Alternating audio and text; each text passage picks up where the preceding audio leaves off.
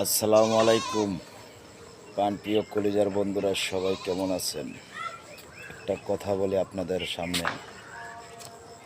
বাবা মাকে কেরা কেরা ভালোবাসেন অবশ্যই একটা করে কমেন্ট করে যাবেন, তারপরে বলবো যে বাবা মাকে কেরা কেরা ভালোবাসেন। আমরা কি করি, 2 দিন পরে বাবা মাকে ভুলে যাই বিয়ে শাদী করে। এটা তো ঠিক না। বউর কথা শুনে বাবা মাকে ঘৃণা করি, বাবা মাকে ভুলে যাই। এটা কখনো করবেন না। বউর স্থান বউরে দিবেন, মার স্থান মাকে, বাবার স্থান বাবাকে, ভাইয়ের স্থান ভাইকে।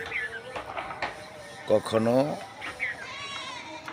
ভাইয়ের সাথে বাপের তুলনা হয় না, বাপের সাথে ভাইয়ের তুলনা হয় না। এক ভাই একটা গান লেখছে যে বাপ নাকি তালই হয়, মা নাকি খালা হয়। গানটা অবশ্য ভাইরাল, কথাটা বাস্তব। যে বিয়ের পরে বাপে বিয়ে করলে মা হয়, বাপ হয় তালই, আর সৎ মা তো হয় খালা। একটা কথা সব সময় মাথায় রাখবেন,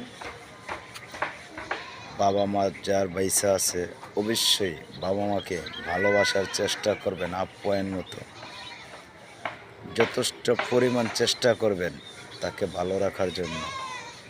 কখনো বাবা মাকে কষ্ট দিবেন না প্লিজ।